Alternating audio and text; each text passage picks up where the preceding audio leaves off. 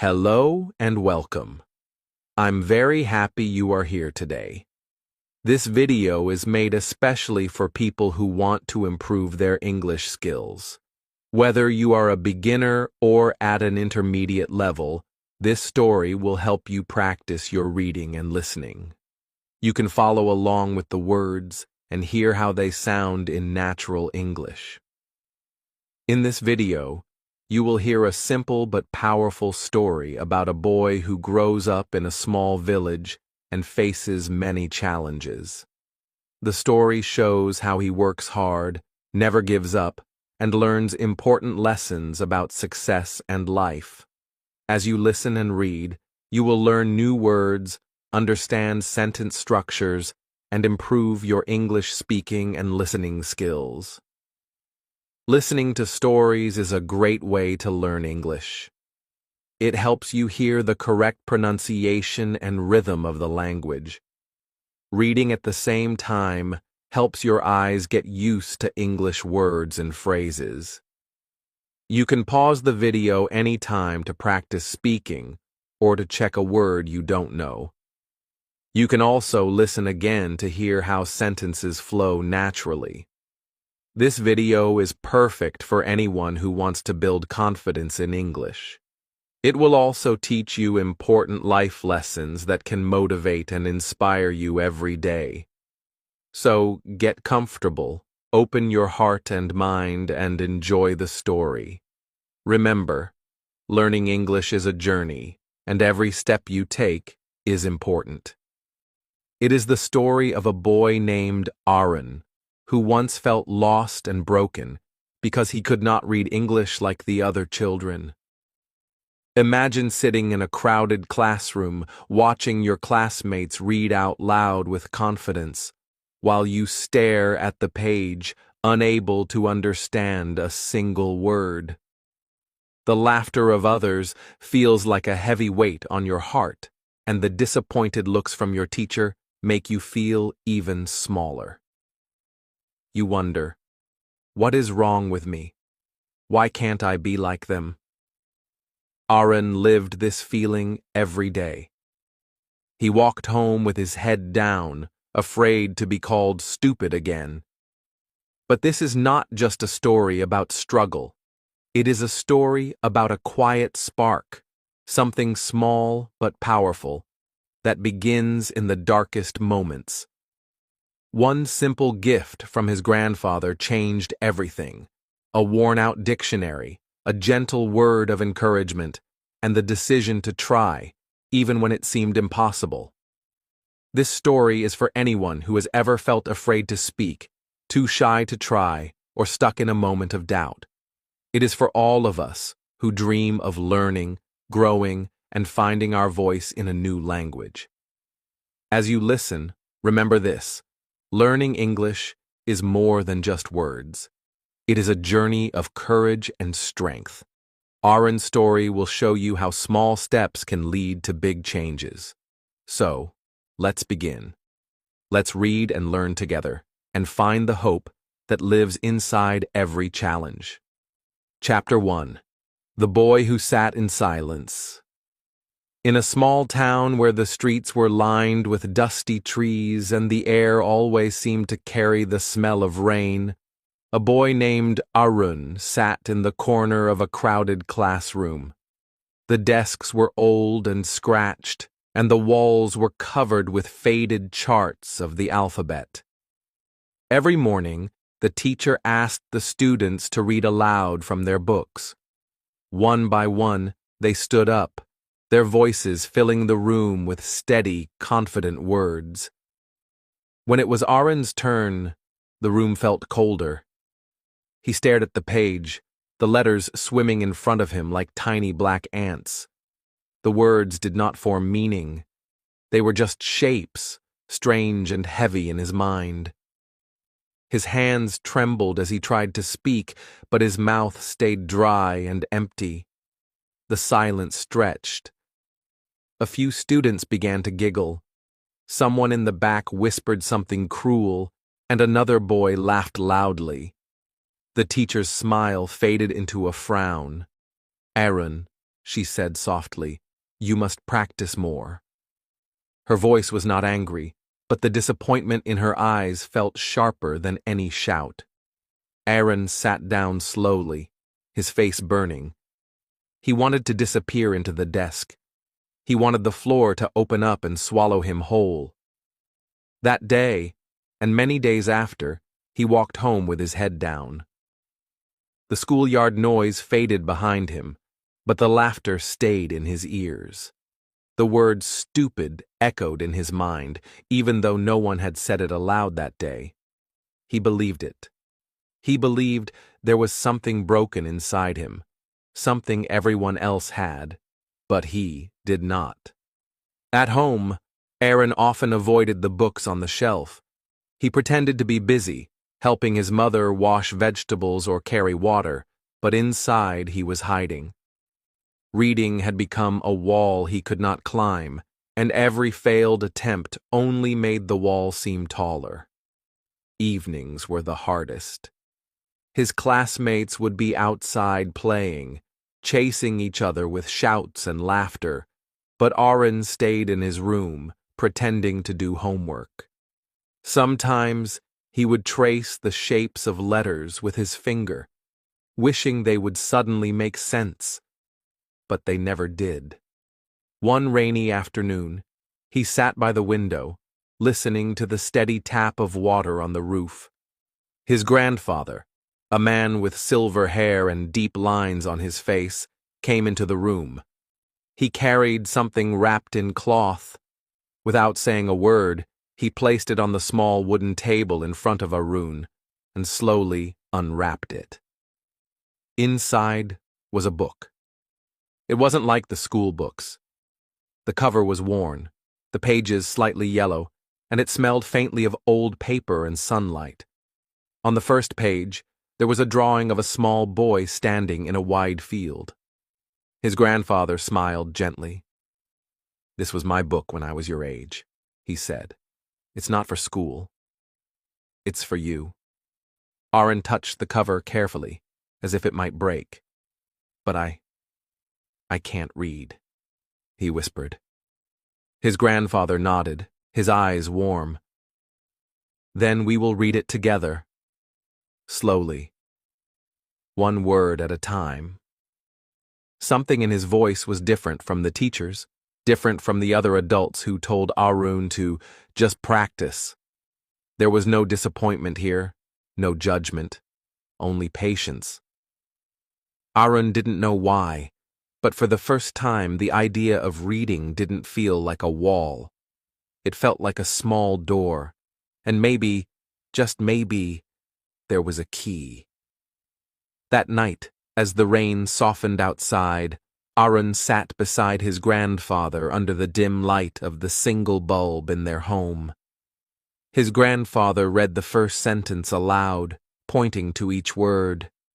Arun repeated after him, slowly, awkwardly, but without fear. And for the first time, the laughter from school seemed far away, replaced by the quiet sound of possibility. Chapter 2. The Gift of a Dictionary. The days after that humiliating classroom moment felt heavier than ever. Arun avoided eye contact with everyone, even his own family. He ate his dinner in silence, pushing the food around his plate, pretending to be full. His mother thought he was just tired. His father thought he was simply shy. But his grandfather, he saw more. His grandfather, with his wrinkled hands and gentle eyes, had once dreamed of becoming a teacher. Life had taken him down another road, but the love for learning never left him.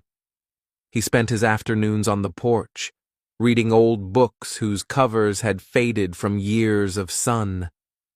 One evening, as the light turned gold and shadows stretched across the small house, he called Arun over. The boy shuffled forward, expecting a question about school, something he dreaded. But instead, his grandfather reached into a drawer and pulled out a thick, worn book. Its corners were bent, its pages yellow, and the spine was cracked from years of use. "This," his grandfather said, placing the book gently into Aaron's small hands, "is a dictionary. It's old, but still full of treasure. Every word inside has a meaning. Every meaning can open a door." Aaron stared at the cover.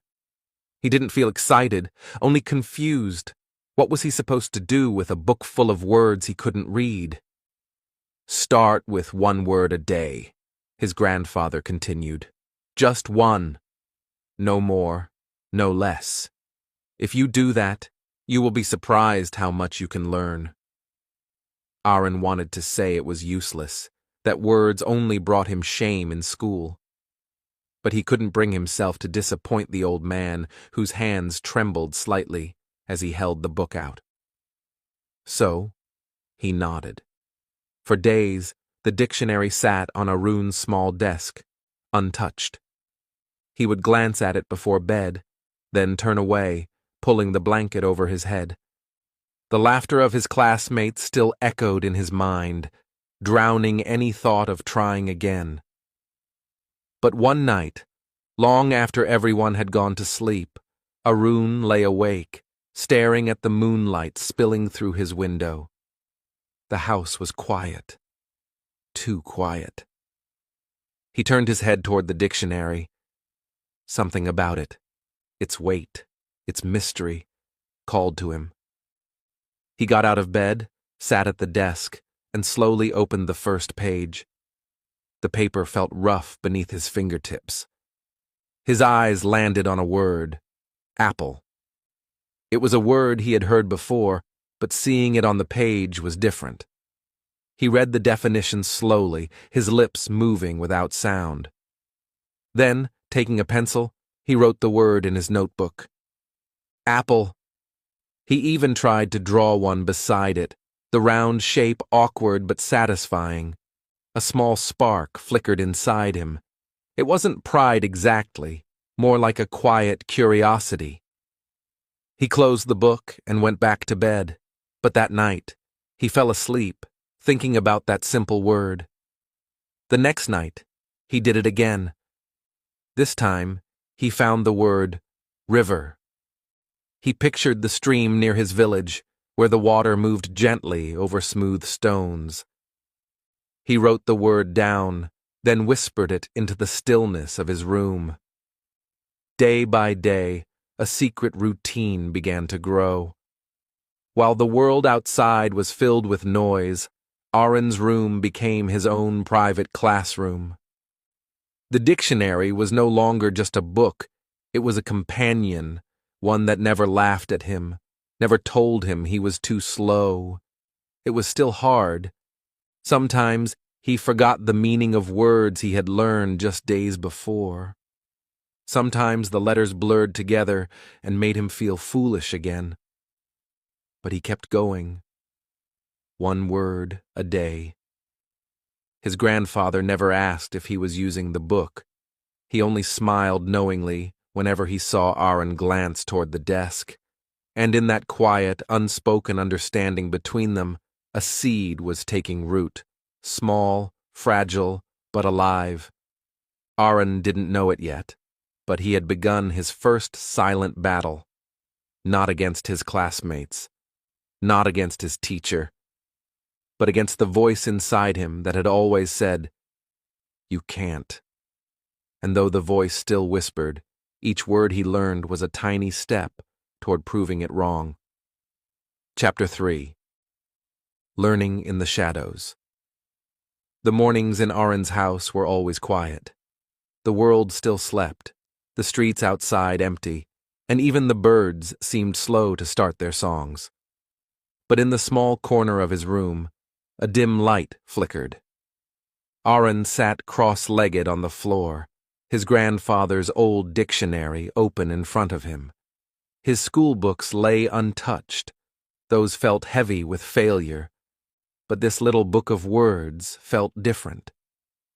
He would whisper the words softly, his lips barely moving.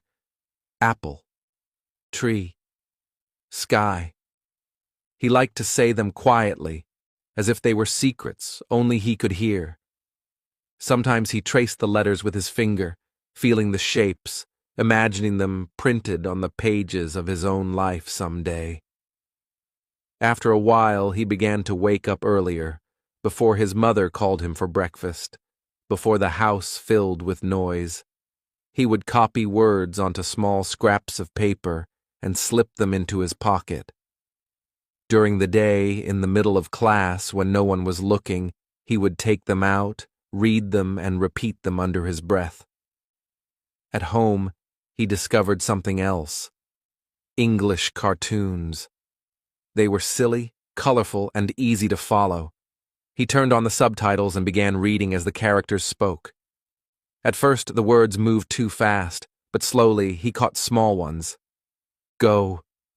Come. Yes. Each one felt like a tiny victory. When a catchy song played, he would hum along. At first, it was just the melody. Then, little by little, the words began to stick. He sang them quietly, almost afraid someone would hear.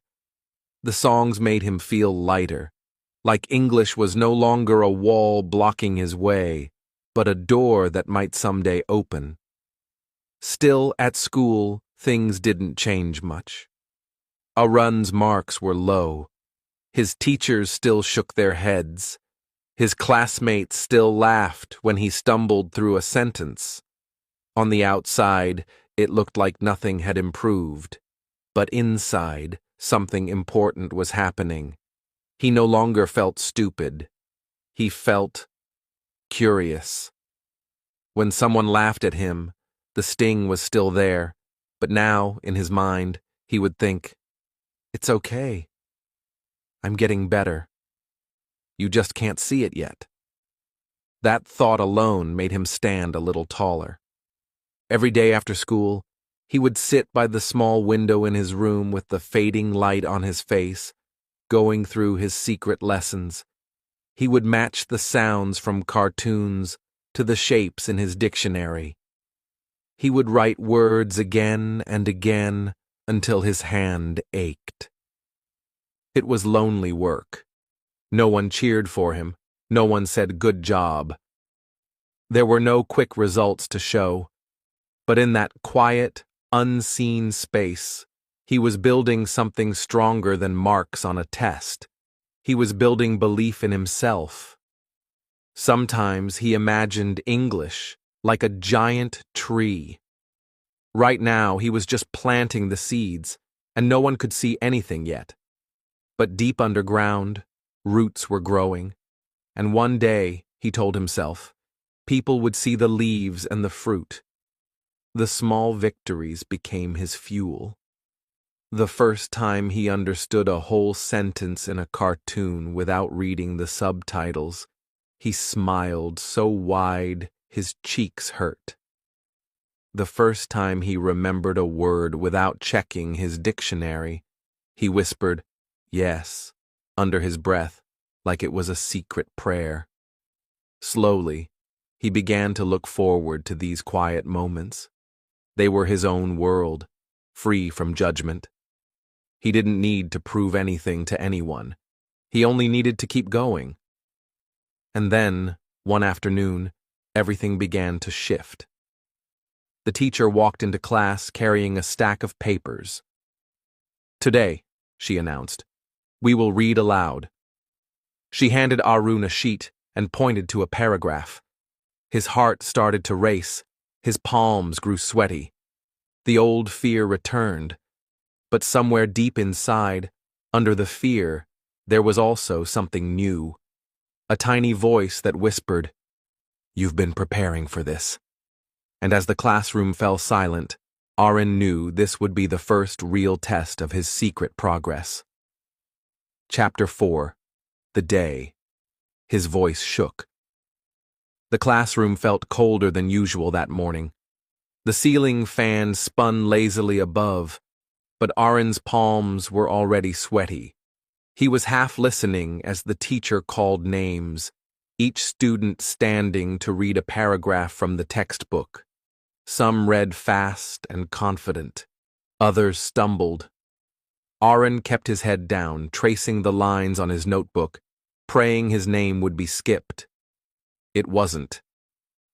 "Aaron," the teacher said, looking straight at him. Time seemed to stop. His stomach twisted. The air in the room felt heavier. Every eye turned toward him, and he could hear the soft giggles from the back of the class. This was the moment he always feared. In the past, he would stammer, mispronounce words, and feel the heat of embarrassment on his face.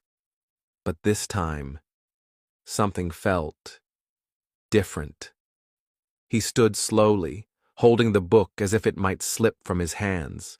His heart pounded so hard it almost drowned out his thoughts. The first word stared back at him from the page, big and strange, but not entirely unknown.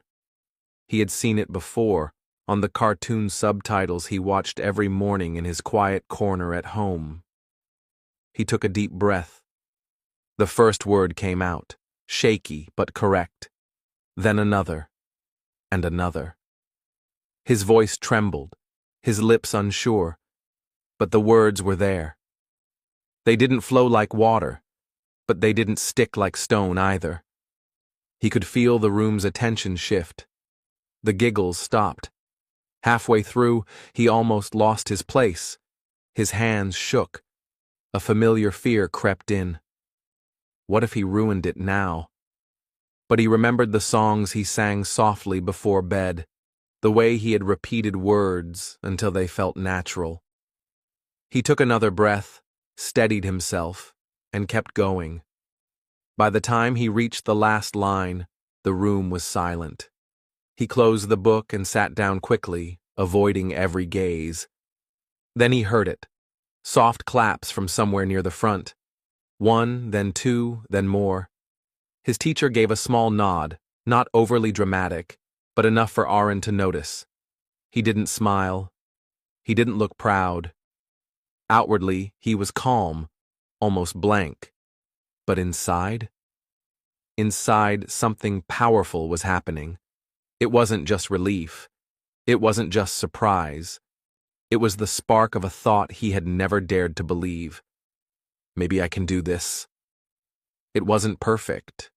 His pronunciation was still heavy, his reading still slow. But he had faced the thing that used to terrify him, and survived. More than survived, he had made people listen. As the rest of the class continued, he barely heard the other voices.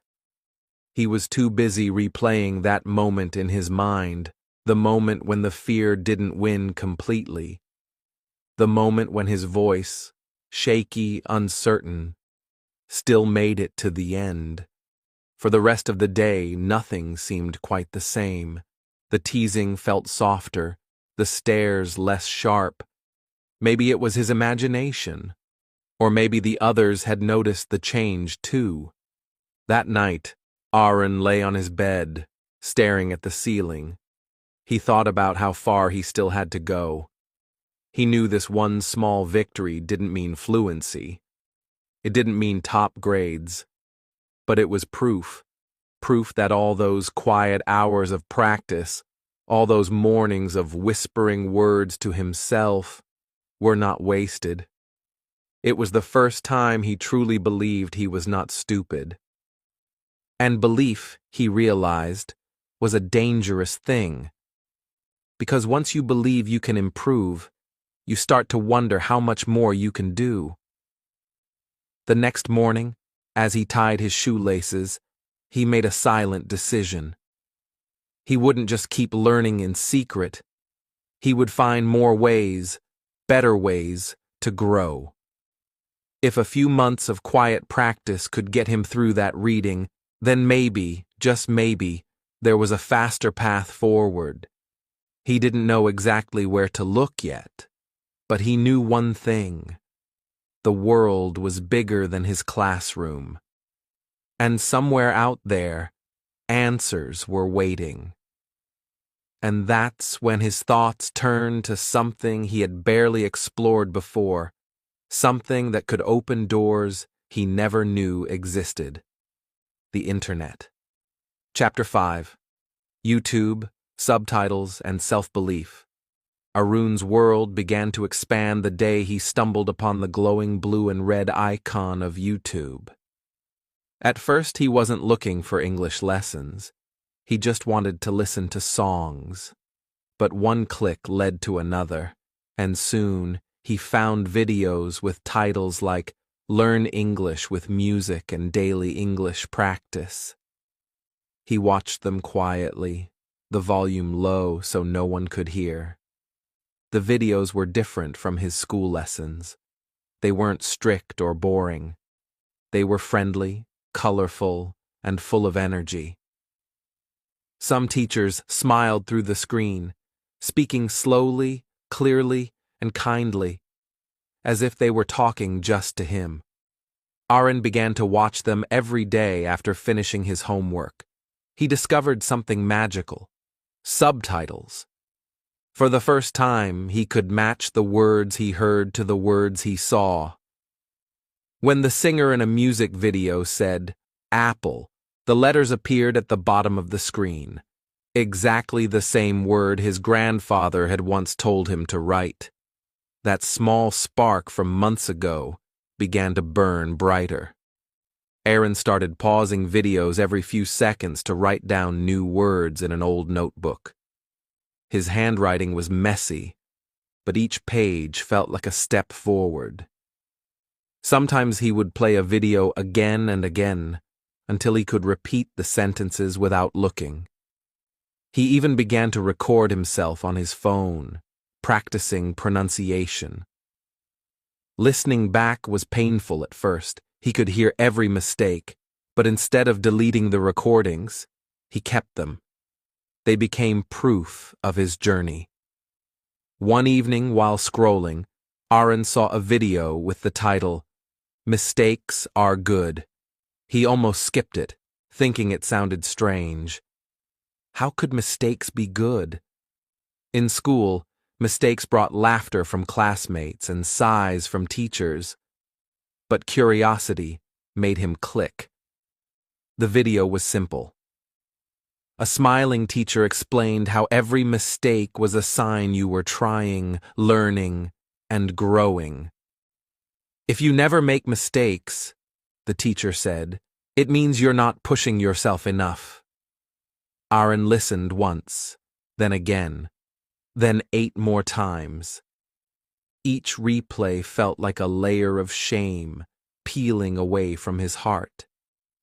He thought about the times he had stayed silent to avoid being wrong.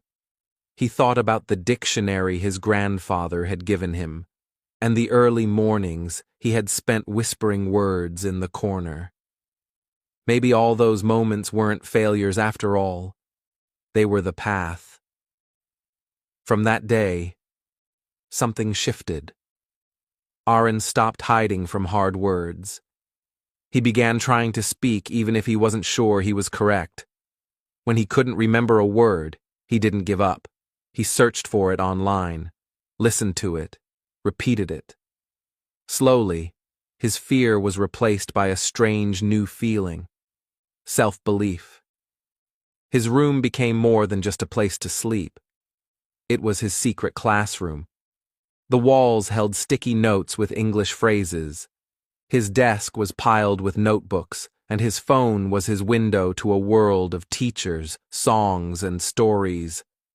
No one in his class knew about this second life he was living, but inside, he could feel himself changing. And then, something unexpected happened. During lunch break at school, a younger boy sat next to Arun and struggled to read a line from an English worksheet. Without thinking, Arun leaned over and whispered the correct word. The boy smiled in relief. It was a small thing, but for Arun, it was the first time he had used his growing knowledge to help someone else. That night, lying in bed, Arun realized something powerful. The boy's smile had felt even better than his own victories. Maybe, he thought, This journey wasn't just about learning English for himself. Maybe it was also about what he could give to others. And with that thought, the seed planted by his grandfather began to grow roots. Transition. Aaron didn't know it yet, but helping that younger boy was only the beginning.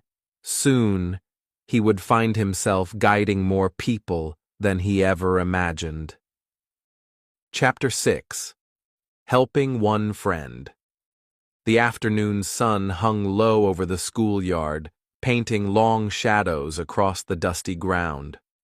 Aaron was packing his bag, ready to leave, when he noticed Ravi still sitting at his desk.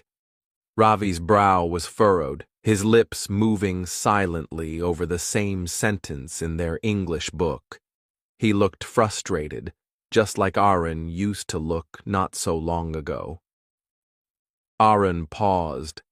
He knew that feeling too well, the helplessness of wanting to say the words but watching them tangle and twist on your tongue.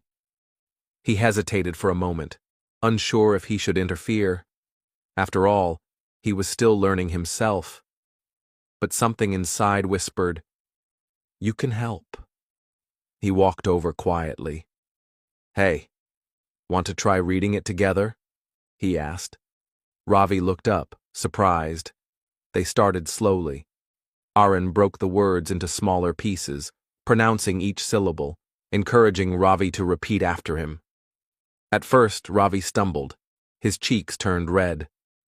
But Aaron remembered the nights he had whispered words alone in the dark. So he smiled and said, "It's okay. We'll try again." For the next 20 minutes, the classroom was their little world. The noise of the other kids faded. Line by line, Ravi's voice grew steadier. When they finally finished the paragraph, Ravi's eyes lit up. I did it," he said softly, almost in disbelief. That moment sparked something neither of them could see coming. The next day, Ravi found Arun before class. "Can we practice again after school?" he asked. Arun agreed. By the end of the week, Ravi was smiling more in class. His confidence was growing, and word began to spread. First, it was one other boy who asked if he could join, then 2 more. Soon, Aaron had a small group of classmates sitting with him every evening in a quiet corner of the schoolyard. They brought their books, their mistakes, and their determination. At first, Aaron felt nervous. He wasn't a teacher. How could he guide others? But as the days passed, he realized he wasn't just teaching English. He was teaching what he had learned the hard way: patience, persistence, and the courage to keep trying even when you feel like giving up. His friends began to look at him differently.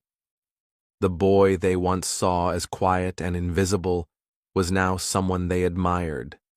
They didn't say it out loud, but Aaron could feel it. Every time one of them read a sentence correctly, they would glance at him with pride and gratitude. And yet, Aaron didn't boast or brag. He didn't even think of himself as a leader. He just knew how good it felt to see someone else win, and to know you played a part in it. One afternoon, as Aaron and his group were practicing under the shade of a tree, someone unexpected appeared. His English teacher stood a few steps away, watching quietly. Aaron froze, worried they might be told to stop. But the teacher simply smiled and said, "I've heard about what you're doing." Aaron's stomach tightened. Was he in trouble? Instead, the teacher walked closer, placed a hand on his shoulder, and said, "I have an idea. I think you can help more students, officially." Aaron blinked in surprise. "Officially?" "Yes," the teacher replied. "We'll talk tomorrow. I think it's time for you to take this further." Aaron didn't know what that meant exactly, but he felt something he hadn't felt in a long time: excitement, for what was coming next. Chapter 7. A Teacher in the Making. The next morning, Aaron woke with a strange feeling in his chest. His teacher had asked to see him after class. When the moment came, she smiled kindly and said, "Aaron, I want you to lead a short session on pronunciation tomorrow. Just a few minutes. Will you try?" His heart pounded. Leading a class? The thought made him nervous. What if he made mistakes? What if the students laughed? But deep down, something inside told him this was a chance, something he could not let go. The next day, the classroom buzzed with chatter. Aaron sat quietly, waiting for the right moment. When the teacher nodded at him, he stood slowly, feeling every eye on him. His hands shook a little, but he took a deep breath and began. "Hello, everyone," he said, his voice soft but clear. He looked at the students, remembering the videos he had watched so many nights before. He spoke slowly, carefully. "Today we will practice the th sound." He held up a small card with the word think written on it. "Repeat after me. The. Think." The students repeated, some stumbling, others trying their best. Aaron smiled inside. This was not about being perfect. It was about trying, learning, and helping each other. He used simple examples, just like the videos taught him. He showed how to put the tongue gently between the teeth, how to breathe out softly. He even sang a little rhyme he had learned, and soon the room filled with laughter and effort. As the minutes passed, Arun's nervousness faded. He saw his classmates listen, try, and improve. They repeated words and smiled when they got it right. For the first time, Aaron felt a quiet confidence grow inside. When the session ended, the teacher came over and placed a hand on his shoulder. "That was wonderful," she said warmly. "You have a gift, Aaron. Keep using it." Her words surprised him. A gift? Him? He had never thought of himself like that before. The boy who used to be silent in the classroom, who was afraid to speak, was now standing in front of others, teaching. That evening, Arun sat quietly in his room, thinking.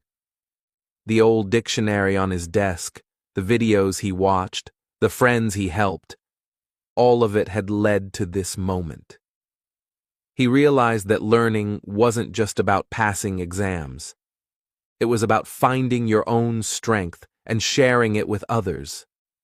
For the first time, he began to imagine a future where he was not just a student, but a teacher, someone who could help others, just like his grandfather had helped him. It was a small thought at first, almost a whisper, but it grew louder in his heart. He wondered what it would be like to teach English every day, to make a difference in people's lives. Arun smiled softly to himself. The boy who once sat in silence was finding his voice, and that voice was beginning to believe. Years passed. Arun worked hard, finishing school and learning more every day. He never forgot those first lessons, how small steps can lead to big changes. When the time came to choose his path, Arun made a decision. He would become an English teacher, but not just in a classroom. He wanted to reach more people, wherever they were.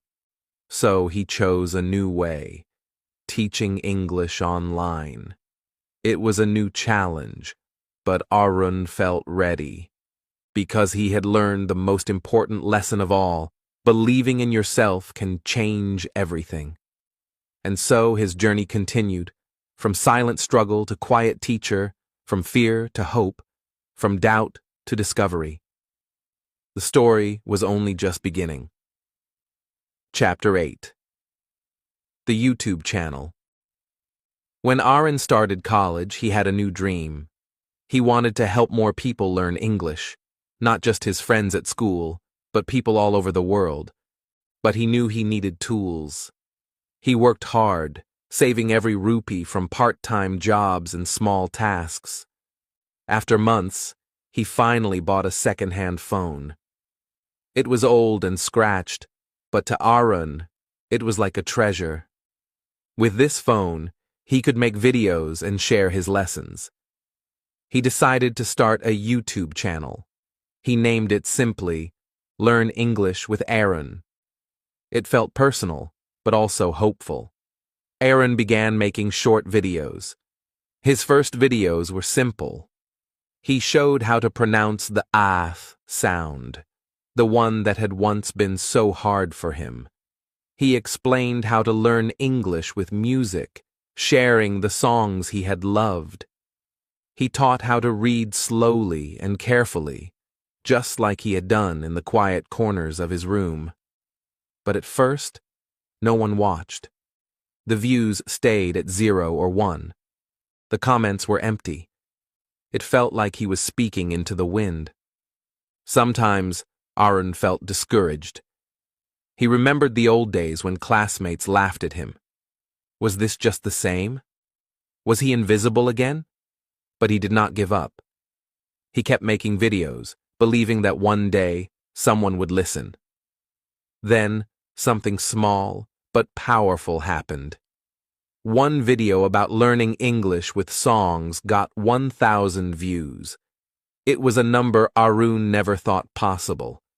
More important than the views were the comments. One message caught his eye. It said, "You speak like me. You give me hope." Arun read it again and again. Someone out there understood him. Someone felt brave because of his words. That night, Arun cried. But these were not tears of sadness. They were tears of joy, relief, and hope. For the first time, Arun felt truly seen. He was not alone in his struggle. His quiet dream was connecting to the world. Each day after that, more people found his channel. They watched his videos, practiced with him, and wrote messages of thanks. Arun's voice was reaching places he had never imagined. People from cities and villages, different countries and cultures, all came together to learn and grow. His mission became bigger than just learning English. It was about hope, courage, and the power of sharing. From the boy who once sat in silence, Arun had become a voice for many, and his journey was only beginning. Chapter 9. From Student to Global Teacher. Years passed, and Arun's life changed in ways he never imagined. The boy who once sat quietly, afraid to read aloud, was now invited to speak at a large international English conference. This event was not just in his small town. It was online, connecting people from many countries all over the world. When the day came, Arun felt nervous, but he also felt strong. He knew his story was important, not just for him, but for everyone who had ever struggled to learn. He began by telling the truth about his past, how he was once the boy who couldn't read, how his classmates laughed, how he felt alone and broken. But Arun did not stop there. He shared the quiet moments, waking up early to study, the gift from his grandfather, the small victories that no one saw. He talked about the nights spent watching videos and singing songs, the fear he felt when reading aloud for the first time, and the moment when his voice finally shook but did not stop. His words were simple, but full of feeling. Teachers and learners from different places listened carefully. Some had tears in their eyes. Some sat quietly, nodding in agreement. Others smiled and clapped softly. Arun spoke about the power of hope, courage, and never giving up, even when it feels impossible. At the end of his speech, Arun looked into the camera and said something that felt like a gift for everyone watching. Every time you learn a word, you change your world. The screen filled with applause and messages from around the globe. People thanked Arun for sharing his journey. They said his story gave them courage to keep trying. In that moment, Arun understood something deep inside. His pain, the fear, the shame, the loneliness, had become a purpose. His voice, once silent and small, now carried across borders and oceans. He was no longer just a student or a teacher in one small town. He was a teacher for the world. And as the applause faded, Aaron felt a quiet hope grow inside him. A hope not only for himself, but for everyone who dreams of learning, growing, and changing their life. This was just the beginning of something much bigger, something that connected every learner to the power inside them. And Aaron knew that the journey was still unfolding, one word at a time. Chapter 10. Your turn to rise. Now, Aaron speaks directly to you. He knows how it feels to be afraid, to feel slow, to think you are broken. Maybe you think, I am not good enough. But Aaron wants you to hear this. You are not broken. You are learning. And that learning makes you strong. It does not matter where you start. It does not matter how many mistakes you make. Every mistake is part of your song, a song only you can sing. When you stumble, when you don't know the right word, that is not failure. That is courage. English is not just a set of rules or hard grammar. English is a journey of bravery.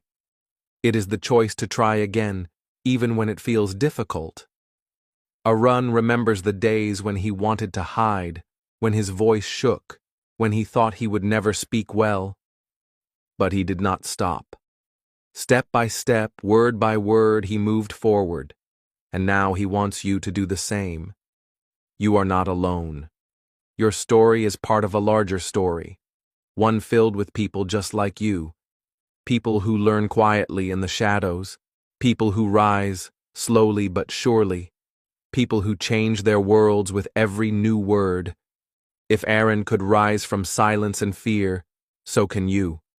The path may be hard, it may feel long, but every small step brings you closer to your dream. Keep going, keep trying, keep believing. Your voice matters. The world needs your voice. Imagine a future where you speak with confidence, where you connect with others, where your dreams grow bigger because you chose to rise. That future is waiting for you. This is your moment, your time to shine. Aaron's journey was one story, but now it is many stories. Your story. The video ends, but your journey is just beginning, and the world is ready to listen. Thank you for joining me on Arun's journey today. His story shows us something very important. No matter how hard it feels, no matter how many times you struggle or fail, every step you take brings you closer to your goal. Learning English is not just about memorizing words or grammar. It's about finding your voice, believing in yourself, and never giving up. Remember, like Aaron, you might feel slow or stuck sometimes. That is okay. Every mistake you make is part of your path, part of your story. Each word you learn is a small victory. You are stronger than you think, and your effort matters more than you know. Chapter 1. A Simple Life in a Small Village. In a quiet village surrounded by green hills and rice fields, there lived a boy named Zaw. His home was small, made of wood and bamboo, with a roof that sometimes leaked when it rained. He lived with his parents and his younger sister. They didn't have much, but they had each other. His father worked as a farmer, and his mother sold vegetables in the local market. Every morning, they woke up before the sun rose, ready to begin another hard day. Zaw was only 12 years old, but he already knew how tough life could be. He wore old clothes and broken shoes, and he carried his school books in a plastic bag because his family couldn't afford a backpack. He didn't complain. He knew his parents were doing their best, and he wanted to make them proud. Every day after school, Zaw helped his father in the fields. He carried water, pulled weeds, and sometimes helped plant rice. His hands were small, but they worked hard. At night after dinner, he studied by candlelight because they didn't always have electricity. Some days, he was tired. Some days, he felt like giving up. But deep in his heart, he held a dream. Zaw dreamed of a better life. He wanted to be a teacher one day. He wanted to help other children learn, especially those who lived in villages like his. He believed education could change everything. It could lift his family out of poverty. It could help his sister go to school. It could make their lives easier. But most of all, it gave him hope. At school, Zaw was quiet but curious. He asked many questions, even when other students laughed at him. He didn't mind. He loved learning. His favorite subject was English. He practiced speaking even when he was alone. He would say sentences in front of the mirror, trying to sound like the people he heard on the radio. He believed that if he learned English well, more doors would open for him. But life in the village was not easy. Sometimes the rains didn't come, and the crops failed. There were days when they had very little food. Zaw had to walk 5 kilometers to school, and when it rained, the path turned into deep mud. Still, he never missed a day. He wrapped his books in a plastic bag and kept going. His classmates sometimes made fun of him. They laughed at his clothes and his dreams. "You think you'll become a teacher?" they said. "Look at you. You don't even have shoes." But Zaw stayed silent. He remembered what his father once told him. People may laugh at you, but never laugh at yourself. Believe in your dream, even when no one else does. Zaw listened to that advice every day. At night, when the world was quiet, he opened his books and studied. He memorized words. He practiced reading. He wrote in a small notebook, even when the pages were full. He didn't know how, but he believed something good would happen if he just kept going. His mother noticed how hard he worked. One evening, she brought him a small gift, an old English book she found in the market. "It's not much," she said, "but I know you'll use it well." Zaw smiled with joy. He opened the book and began reading immediately. It became his treasure. He read it every night, again and again, until he knew every word. Zaw didn't have a computer or the internet. He didn't have a tutor or a language center. But he had something many people forget: strong determination. He knew that if he wanted to change his life, he had to start with himself. He had to wake up early, study hard, work harder, and never give up. Each day in the village looked the same: school, farm work, study. But Zaw believed these simple days were building something great.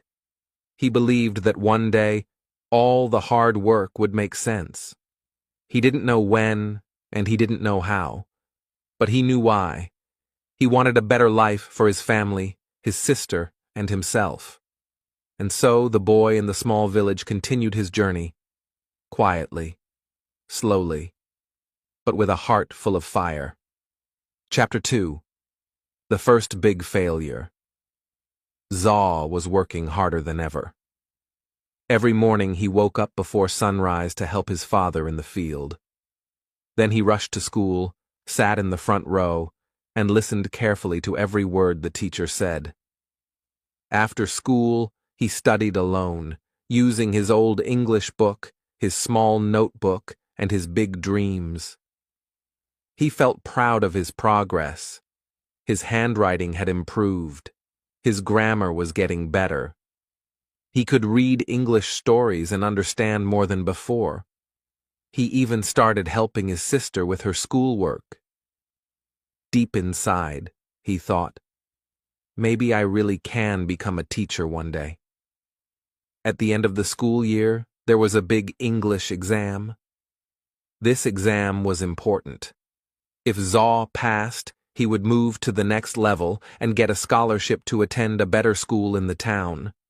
That school had computers, real English teachers, and even a library. It was a dream. Zaw studied harder than ever for the exam. He stayed up late every night. He practiced speaking aloud, repeated new words, and wrote short essays. He had never worked so hard for anything before. His mother said, "We believe in you, Zaw." His father smiled with quiet hope. Everyone in the family was excited. Finally, the day of the exam arrived. Zaw woke up early, dressed in his cleanest clothes, and walked to school with a heart full of nervous energy. In the exam room, he tried to stay calm. He read each question carefully and answered the best he could. Some parts were easy, others were harder than he expected, but he gave it everything he had. When the exam was over, Zaw felt proud. He believed he had done well. He walked home with a smile, already imagining what the town school would be like. He could see himself learning in big classrooms, speaking English with confidence, and someday returning to the village as a teacher. But 1 week later, everything changed. The exam results were posted on the school wall. Students gathered around, pointing and shouting. Zaw pushed through the crowd, searching for his name. He looked once, then twice. His name was not on the list. He had failed. His heart sank. For a moment, he couldn't believe it. He checked again, hoping he had missed it. But the truth was there, clear and painful. He had not passed. The scholarship was gone. The dream school was no longer possible. Everything he had worked for was gone in a single moment. Zaw walked home slowly, carrying a heavy weight in his heart. His mother looked at his face and understood. His father said nothing, but the sadness in the room was deep. That night, Zaw didn't open his books. He didn't light the candle. He just lay in bed, staring at the ceiling. Maybe I'm not smart enough, he thought. Maybe the others were right. Maybe I was just dreaming too big. The next morning, he didn't want to go to school. He felt ashamed. He imagined the other students laughing at him. He imagined his teacher feeling disappointed. But when he saw his little sister getting ready, tying her books with a string, something changed inside him. She looked at him and asked, "Will you still help me with my homework today?" Zaw looked into her eyes. They were full of trust and love. In that moment, he realized something important. His dream wasn't just about himself. It was about his family, about hope, about showing others that failure doesn't mean the end. It just means you have to try again. That night, he picked up his book again. He lit the candle. He opened his notebook, and he started studying. He didn't know when the next chance would come, but he promised himself one thing. He would not quit. Failure had knocked him down, but it had also woken him up. It had shown him how much his dream meant. And from that day on, Zaw's heart became even stronger. He whispered to himself, "I failed once. That's true. But I will rise again. I will try harder. I will not stop until I succeed. Chapter 3. Working harder than everyone else. The failure hurt Zaw deeply, but he didn't let it break him. Instead, it woke up something powerful inside him. He had tasted disappointment, and now he wanted success even more.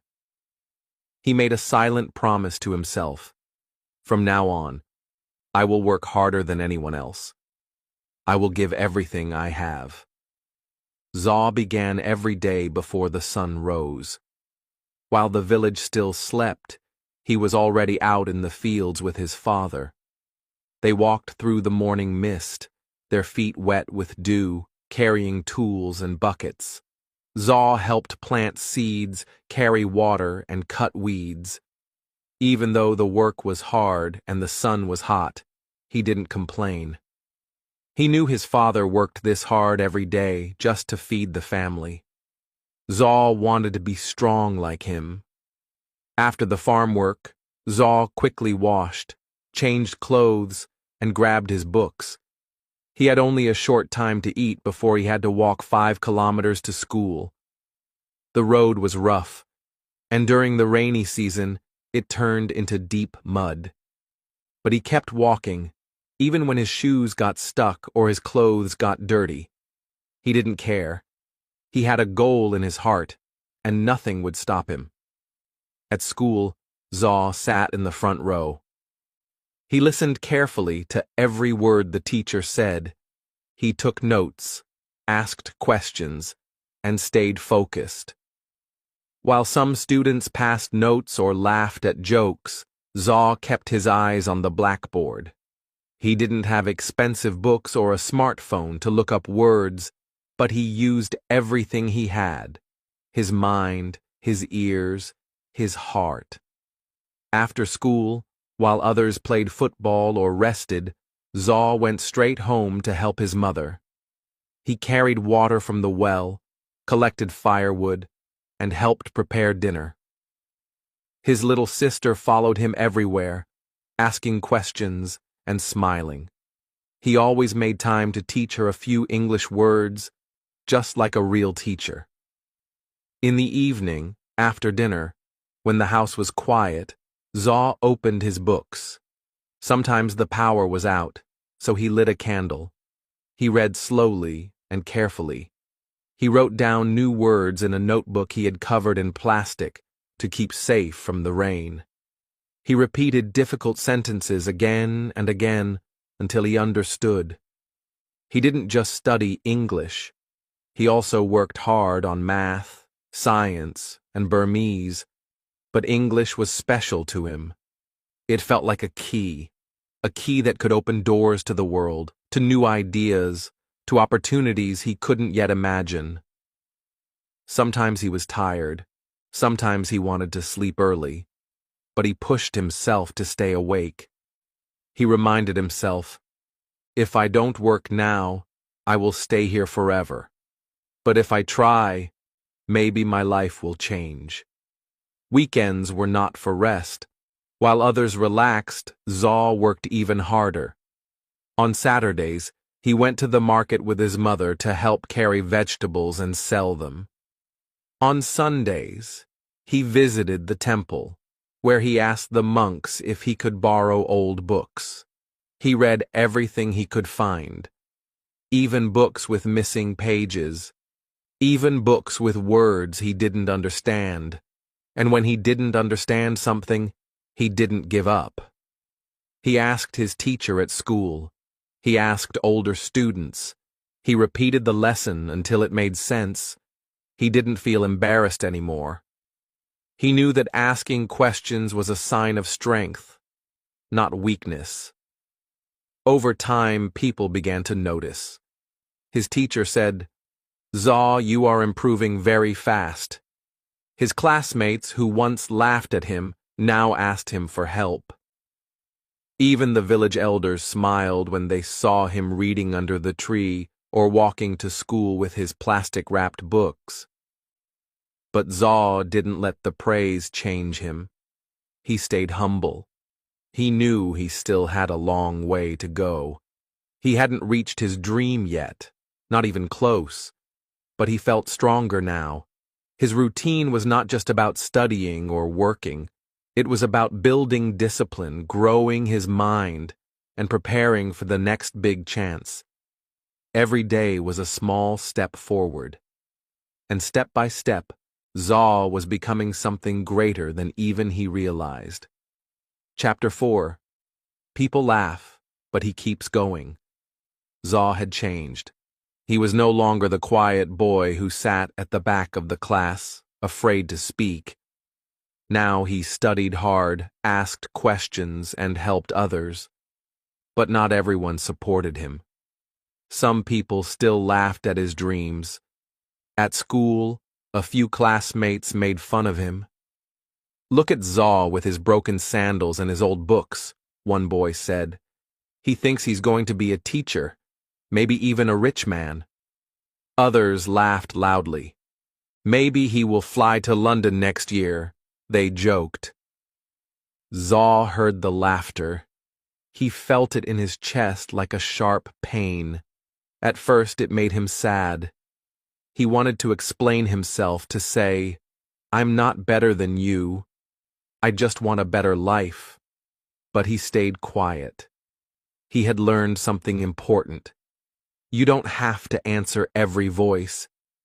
You just have to keep walking. After class, when others went home to play or sleep, Zaw went to the library. It was small and dusty, with only a few English books, but to Zaw, it was a treasure chest. He sat in the corner, reading with care. His classmates saw him and laughed again. "Why waste your time?" they said. "English won't help you in the village." But Zaw didn't stop. Even in the village, some adults didn't understand. One man said, "Zaw is a good boy, but he is dreaming too big. He should learn farming, not English." Another woman whispered, "He thinks he's smarter than the rest of us." Zaw heard these things, but he remembered his mother's words. "Don't worry about what others say. Worry about what you believe." So he kept going. He kept waking up early to help his father in the fields. He kept walking the long road to school, rain or shine. He kept reading by candlelight when there was no electricity. He kept writing down new words and repeating them until they became part of him. Sometimes he felt lonely. He wished someone would say, "You can do it." But then he looked at his little sister, who still asked him for help with her homework. He looked at his father, who smiled proudly when Zaw shared what he learned in school. And that was enough. One day, a new teacher came to the village school. She was young, kind, and spoke English very well. During class, she noticed Zaw's hand always in the air.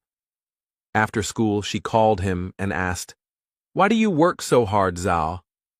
Zaw looked down for a second, then said quietly, "Because I want to change my life. I want to help my family, and I believe English is my way." The teacher smiled. "That's a beautiful reason," she said. "Keep going. You're on the right path." Her words felt like a light inside him. For the first time, someone outside his family had seen his effort and believed in it. Later, when Zaw went back to the library, he noticed something different. One of the boys who used to laugh was sitting nearby, reading a book. Zaw looked at him, and the boy looked back, but said nothing. Maybe he was curious. Maybe, deep inside, he also wanted to learn. Zaw didn't say anything. He just smiled and turned back to his book. Over time, the laughter became less. Some classmates still joked, but others started respecting him. They saw that Zaw didn't give up, that he didn't care about clothes or money or showing off. He cared about learning, and that was powerful. Zaw knew that life wouldn't be easy. There would always be people who laughed, who didn't understand, who thought his dreams were foolish. But he also knew something stronger. What you believe matters more than what others say. And so, every time someone doubted him, he worked even harder. Every time someone laughed, he walked forward. Because Zaw had a dream. And no one, not the boys at school, not the gossiping villagers, not the voices of doubt, could stop him now. Chapter 5. Finding a mentor who changed everything. One hot afternoon after school, Zaw stayed behind to clean the classroom. His classmates had already gone home, but he didn't mind. As he picked up the chalk pieces and wiped the blackboard, the new English teacher, Miss Theory, walked in with a gentle smile. "You're always the last to leave, Zaw," she said. Zaw smiled shyly. "I like being here. It's quiet, and I can think."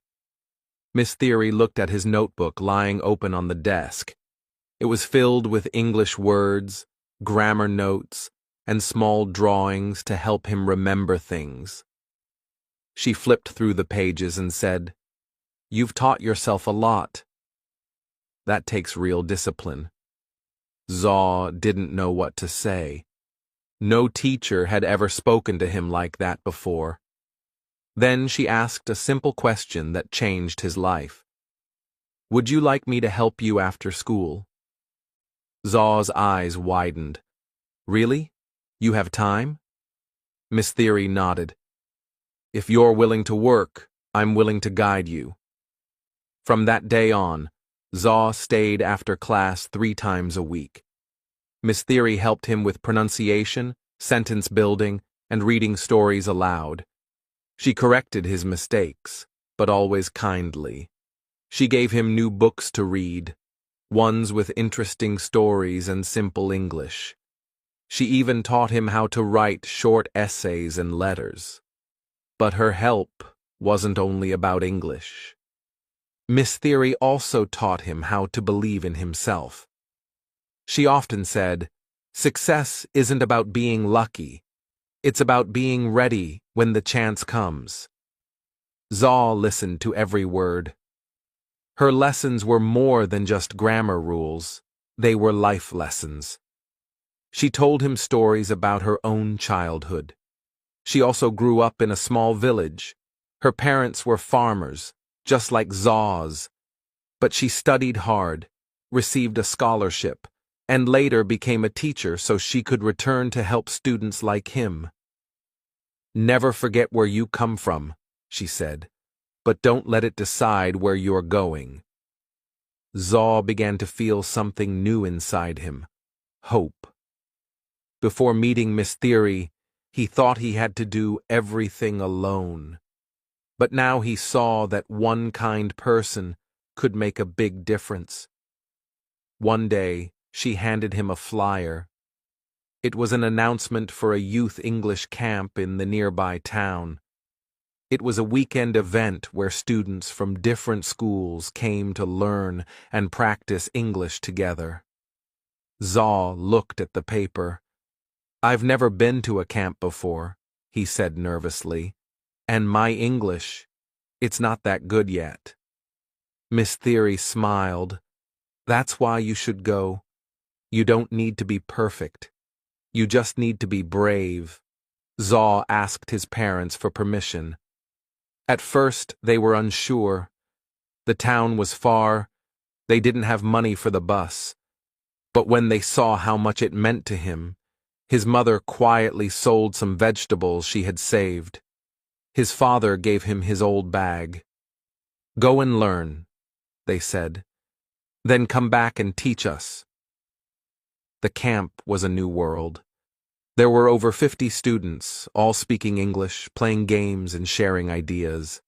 At first, Zaw felt nervous and out of place, but he remembered Miss Theory's words: "Be brave." So he spoke. Slowly, carefully, but he spoke. He made mistakes, but no one laughed. In fact, other students clapped for him. A volunteer from Yangon came up to him after a session and said, "You have a strong voice. Keep speaking." By the end of the camp, Zaw had made new friends and, more importantly, new dreams. When he returned to the village, he told Miss Theory everything. "I want to join more programs," he said. "I want to become a person who helps others, like you." She nodded. "Then you must keep working and never stop learning." From that point on, Zaw's learning felt different. He wasn't just studying to escape his struggles. He was learning to grow, to serve, to build something meaningful. He had found a mentor who believed in him, and that belief gave him wings. Chapter 6. A second chance to prove himself. Zaw's confidence had grown since the English camp. He was no longer afraid to speak in front of others. His heart still beat fast before he stood up, but now he spoke anyway. He made mistakes, but he kept trying. Each small success gave him more strength. One day at school, Miss Theory made an exciting announcement. "Our school has been invited to take part in the regional English speech competition," she said. "It's a chance to show what you've learned and meet students from other villages." Zaw sat up straight. He felt his heart beat faster. A speech competition in English? "You don't have to be perfect," Miss Theory continued. "You just need to speak with confidence and passion." That evening, Zaw told his parents. They didn't fully understand what a speech competition was, but when they saw the light in his eyes, they smiled. "Try your best," his father said. "We are proud no matter what." Miss Theory helped him choose a topic. After some thought, Zaw decided to speak about dreams, how even a poor village boy could hope for a better life. The topic was personal. It was his story. Every day after school, he stayed behind to practice.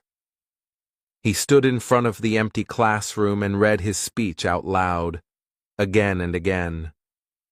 Miss Theory corrected his pronunciation, taught him how to pause, and showed him how to make eye contact. At night, Zaw practiced at home in front of a small mirror. He watched his face, listened to his voice, and worked to improve. His little sister sat nearby, clapping each time he finished, but not everyone believed in him. "You think you're going to win?" one classmate said. "There are students from big towns with real teachers. You don't stand a chance." Zaw felt the old doubt returning. Maybe they were right. Maybe he wasn't good enough. But then he remembered the camp. He remembered how the other students clapped for him. And he remembered Miss Theory's voice. "You don't have to be perfect. You just have to be brave." So he kept going. The day of the competition came. Zaw wore his best clothes, clean but simple. His parents walked him to the edge of the village and waved goodbye. "Win or lose," his mother said, "you are already a winner to us." The event was held at a large school in the town. Zaw had never seen such a big place. There were over 20 students from different villages and towns. Some had fancy clothes, polished accents, and beautiful slides. Zaw had only his voice and his story. When it was his turn, he stepped onto the stage. His hands shook a little, but he took a deep breath. He looked at the judges, then at the audience. He thought of his village, his family, and Miss Theory. And then he began. "My name is Zaw.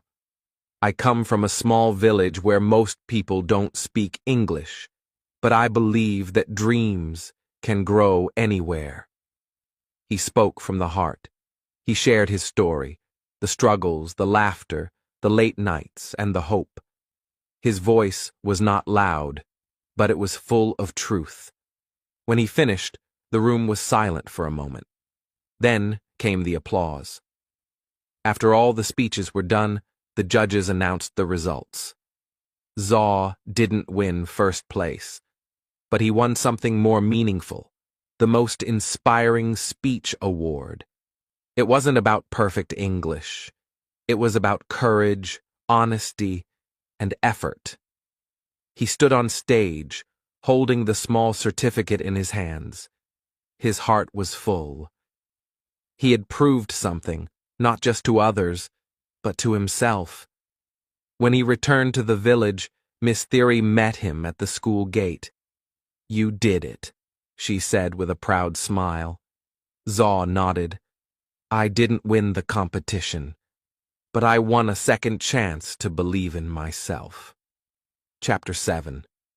The Day of Truth. It was the night before the big exam. Zaw sat at his small wooden table, the one his father had built long ago. His lamp flickered slightly, but he didn't notice. His eyes were focused on his notebook.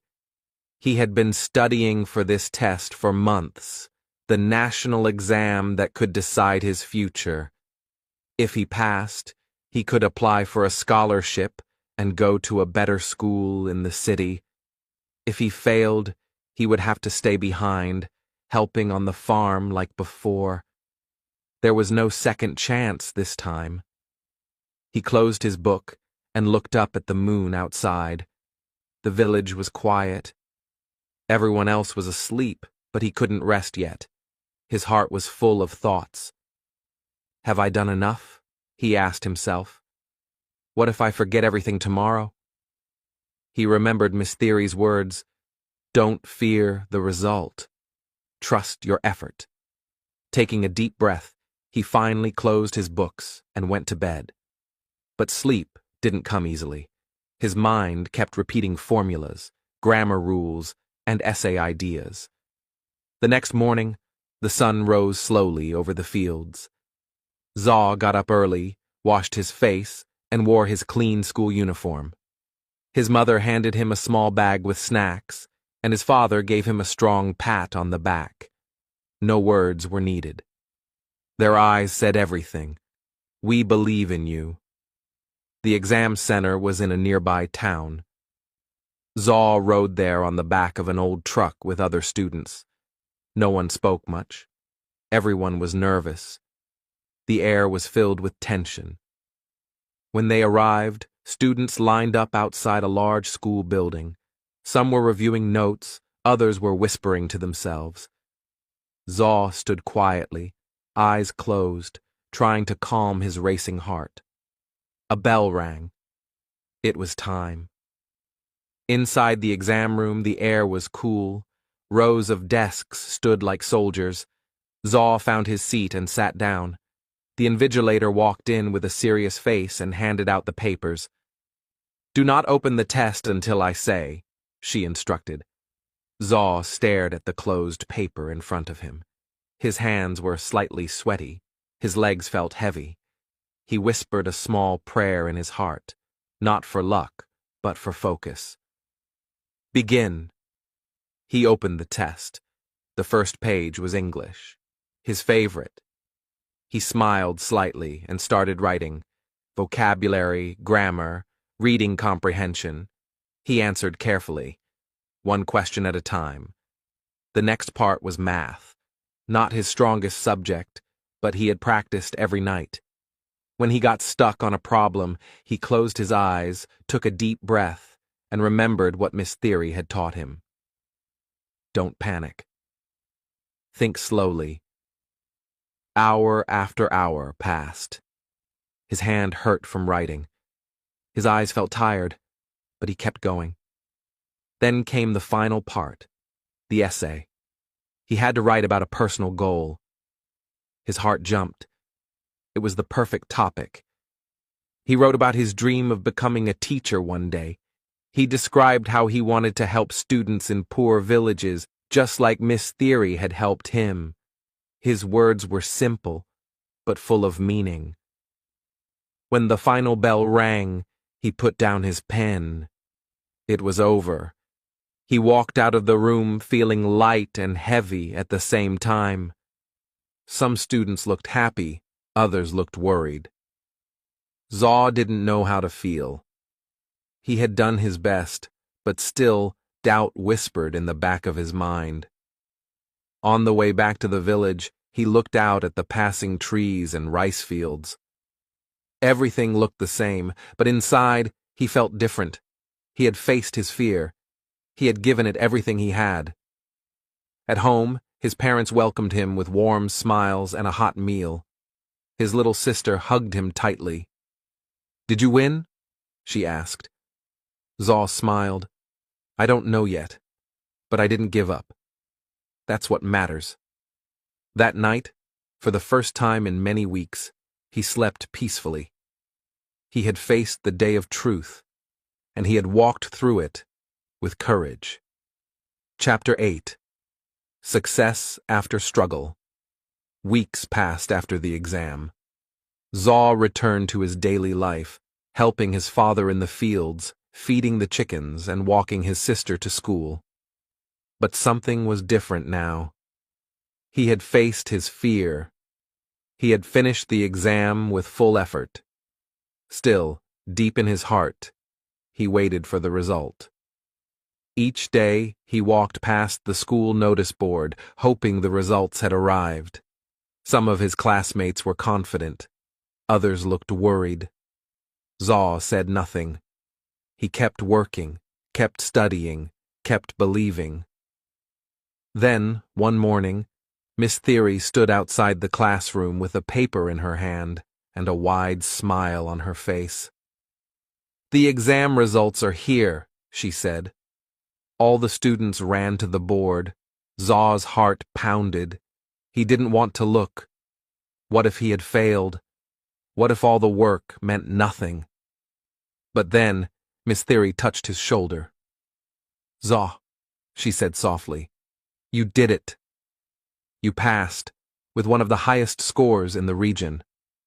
Zaw's mouth opened in shock. He couldn't speak. His hands began to shake as he read his name beside the words, "Top 5%, eligible for scholarship interview." He had done it. The class clapped for him. Even the students who had once laughed at him smiled and gave him a thumbs up. "Well done, Zaw," one said. "You really worked hard."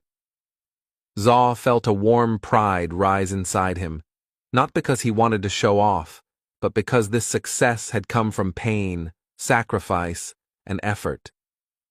He remembered the nights with the flickering lamp, the mornings in the cold field, and the moments of doubt. It had all led to this. When he got home, his mother saw the expression on his face. She didn't need to ask. She hugged him tightly. "I knew you would make us proud," she whispered. His father, a man of few words, gave a strong nod. "You've done well, son. You've opened a door for yourself." The news spread quickly through the village. People who once ignored Zaw now greeted him with respect. "You're the boy who passed the national exam, right?" a shopkeeper asked. "We heard you're getting a scholarship," said the headman. "You're going places." Zaw felt shy with all the attention, but deep down, he felt something stronger. Hope. If he could do this, what else could he achieve? A few days later, he received a letter from the scholarship office. He was invited to the city for an interview. Miss Theory helped him prepare. They practiced questions, reviewed his answers, and chose his best clothes. Before he left, she gave him a small notebook. "Write your story," she said. "One day, it might inspire others."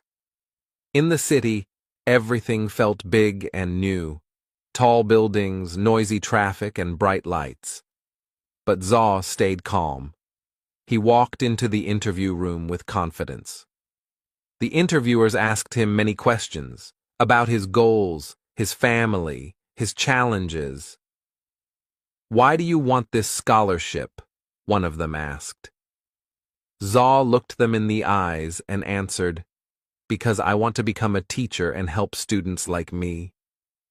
I believe every child, even in the poorest village, deserves a chance to dream." There was silence. Then the interviewers smiled.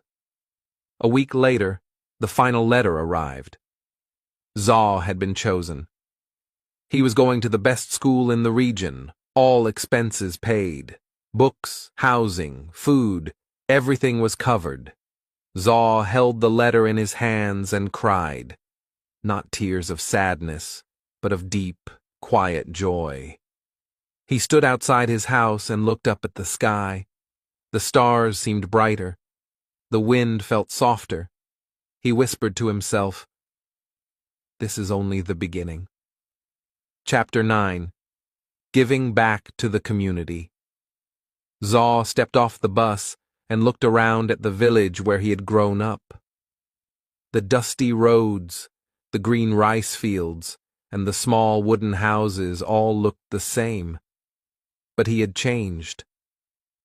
After finishing his first year at the new school in the city, he had come back home for the holidays. His bag was full of books, and his heart was full of new ideas. He had learned so much in just 1 year, but now he wanted to do something more. He wanted to give back. The first thing he did was visit his old school. The building still had broken windows. The desks were still scratched and old. But the classroom was full of bright young faces, just like his once was. The children looked at him with wide eyes. They had heard the stories. The boy from the village who passed the exam. The one who got a scholarship. Miss Theory welcomed him with a smile. "The children look up to you now," she said. "They need someone like you." Zaw didn't hesitate. "Can I help teach them during my break?" he asked.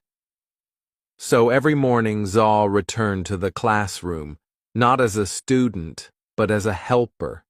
He taught English, helped with math, and even shared tips on how to study. He told the students stories of the city, of the school where he now studied, and how hard work had brought him there. The students listened closely. They started trying harder. They asked more questions. They stayed after class for help. One little boy said, "I want to be like you, Ko Zaw." Zaw smiled. "You can. You just have to believe and work hard." But Zaw didn't stop at the school. In the afternoons, he helped his parents on the farm. He repaired the broken fence and helped his mother carry water. He even showed his father a new way to grow vegetables that he had learned in a science class.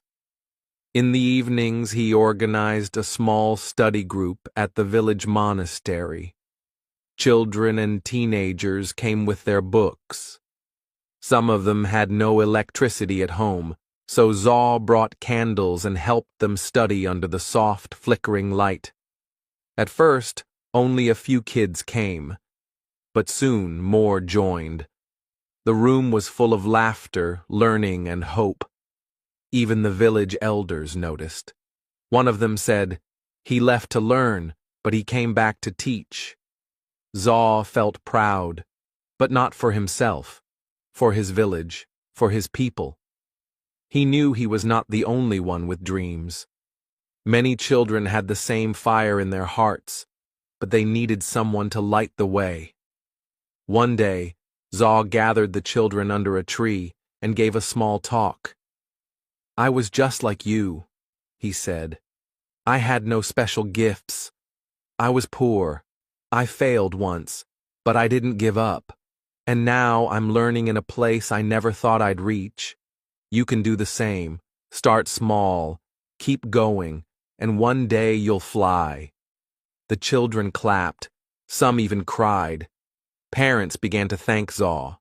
One mother said, "My son never cared about school before, but now he studies every night. Thank you for waking up his dream." Zaw felt something deep inside. It was more than happiness. It was purpose. He knew now that success was not only about going far, it was also about coming back and lifting others. Before he returned to the city, the villagers gathered to give him a simple gift, a wooden pen holder made from a local tree. On it, they had carved a few words, "For the one who came back with light." Zaw held it in his hands and promised himself, "No matter where I go, I will always return. I will always help." His journey had started with a dream. Now it had become something greater, a mission to change lives, one child at a time. Chapter 10. The Real Meaning of Success. Reflect on what he learned. Success is not money or fame. It's growth, belief, and helping others. Years passed. Zaw had finished school, become a teacher, and even written a small book about his life. People in other villages knew his name. Some students traveled long distances just to study in his classroom. His old school had grown too. It had more books, better chairs, and brighter students. But even as life changed, Zaw stayed simple. He still lived in the village. He still helped his parents in the garden. He still walked to school every morning with a smile. One evening, after a long day of teaching, Zaw sat alone outside his small home. The stars shone brightly above. The air was quiet, and the only sound was the soft wind moving through the trees. He looked up at the sky and began to think. What is success? He asked himself. When he was young, he thought success meant escaping the village, becoming rich, or living in the city. He thought success was big houses, shiny cars, and being famous. But now, after everything he had lived, he understood something different. Success was not about money or power. It was about growth, how far he had come from the scared boy who once failed. It was about belief, how he kept going when everyone laughed. And most of all, it was about helping others, lifting others up so they too could chase their dreams. He remembered the young boys and girls who now filled his classroom. Some had no shoes, some came hungry, but their eyes were full of dreams. Zaw saw himself in them, and when they smiled or understood a new word, it felt like magic. That, he thought, was real success. One day, a news reporter came to visit the school. She had heard about the teacher from the village who had inspired hundreds of students. "Do you feel successful now?" she asked. Zaw smiled gently. "Yes," he said, "but not because of what I have. I feel successful because I never gave up, because I helped others, and because I wake up each day with purpose." The reporter nodded. "What advice would you give young people?" Zaw thought for a moment and then said, "Believe in yourself, even when no one else does. Work hard, be kind, and remember, success is not something you take, it's something you give." After she left, Zaw walked back to the classroom. The children ran to him, laughing and calling, "Teacher! Teacher!" He laughed with them and picked up a piece of chalk. Another lesson was about to begin, but inside, he knew the most important lesson was already written, not on the board, but in his life.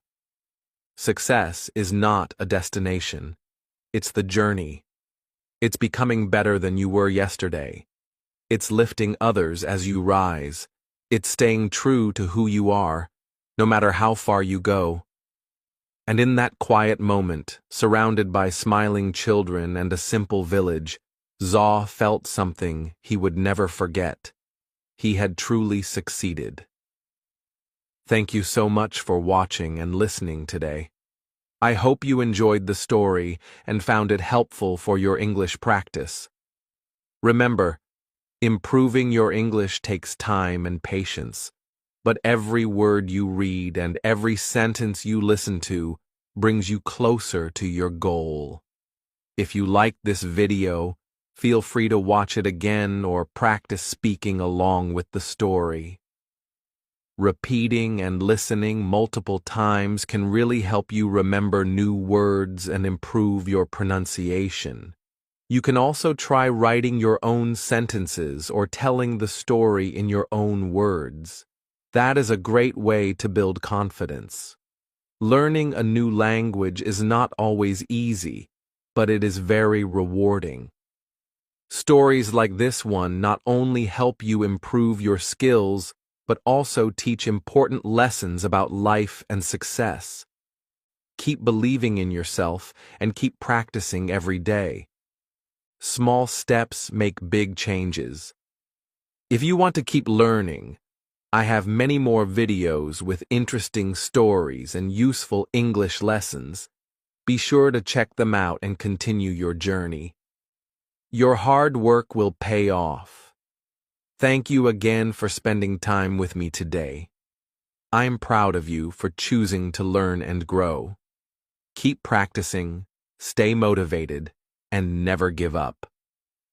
English is a skill you can master, and I'm here to help you along the way. Have a wonderful day, and I hope to see you in the next video. Goodbye for now, and keep learning.